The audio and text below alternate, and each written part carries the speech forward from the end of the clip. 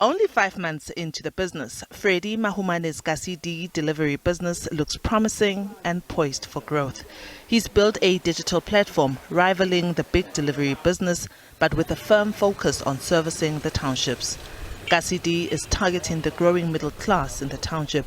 Currently, what you see a lot is that you find with our competitors, especially that it's only formal restaurants, right? It's not your normal township restaurants in a back room who are making a quota whereby you can simply order the quota from a digital platform and the quota gets delivered in person. Kasidi is growing rapidly with 15 drivers in tow and employs more than 5 office support staff. Mahumane says their forecast for this festive season is over 2,000 orders with buy-in from the community of Tembisa. What we bring with Kasidi is also the data analysis. So now the informal restaurants will know which of their products are actually selling, when are they selling, who's buying them, where are they buying them from. But apart from that as well, what we are doing is we're making sure that we expand their market. So instead of being situated in a particular section of Tembisa and having people only buy because they know you're around them, now what happens is we, in all the areas that we, in the surrounding areas of Tembisa, it could be Kempton Park, Olifantsfontein, Centurion, Irene, Midrand, there's that exposure now for that particular restaurant. Sibusisi Westole, the founder of Miss Pickup in Richards Bay, also saw a need for last-mile delivery service in her community. She started her business at the height of lockdown when the service could not be offered. Stole has been successful with business growing exponentially. The business is doing well because now it has systems, it's functioning well, and all systems are in place and it's functioning well. And it's just a matter of ensuring that those systems run well. But this festive season, quite a little bit, like things have just died down because people are able to move around, people are able to now go to the stores and all of that. But when the big competitors began flooding the area, she was impacted, losing some clients along the way.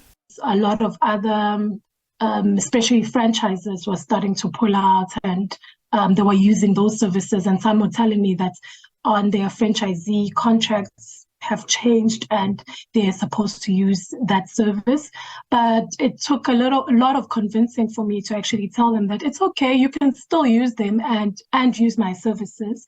And it's dependent on the customers if they want to use their services or mine. But at first it was difficult, but I've noticed that with local owners and local businesses in the area, I've been able to keep those customers. And that has worked for me because I'm relatively small. So as much as I would like to take up more partners, but I can't take up more partners than what I can actually supply. With crime rampant in the country, delivery services are not spared and are often the victims of hijacking. Stole says she has had to re-strategize after she lost the bike. We would like to actually operate 24 hours, but because of the crime, we are unable to do so. We'd like to operate more hours, but because of the crime, we are unable to do so.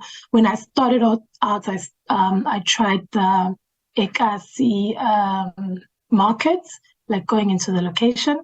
I lost the motorbike and had to take the decision to pull out and go into the suburban areas. As much as now we still do deliveries to people of Asekasi, but the businesses around the area, I can't take them up anymore because I experience loss of an asset. I would say crime, but we understood that when we came into the business, and we try to have ways to make sure that we mitigate that as well. And we're doing that by hiring local. We focus around making sure that the people, for example, who are working in Tembisa will be people that are staying in Tembisa. When we're launching in Soweto next month, the people that will be employed in Soweto will be people that are from Soweto. So because they know the area, they have relationships, and we want to try and take advantage of that. And that by doing that, we're hoping it will literally kill the sense of crime that we're getting from everyone that talks business in the township. Yeah. Added to that, the impact of the continued rolling blackouts on this industry. When load shedding hits, it's quite a huge challenge because then there's no communication between either me or the driver or me or the restaurant. So that or the customers as well. So that break in communication causes a lot of frustration for the drivers, for the customers, and for us partners as well. So it's been a huge challenge for us.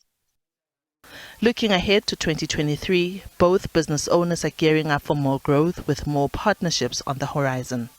We're not going to stop here. And we just acquired a letter to trade in Botswana. We're looking at taking this business into Africa as well. So 2023 is going to be a big year for us. When we look at our numbers and our focus, we're growing a lot. And so that's what we're looking forward to. More partnerships, more partner with drivers who have their own vehicles, and more partnerships, especially with local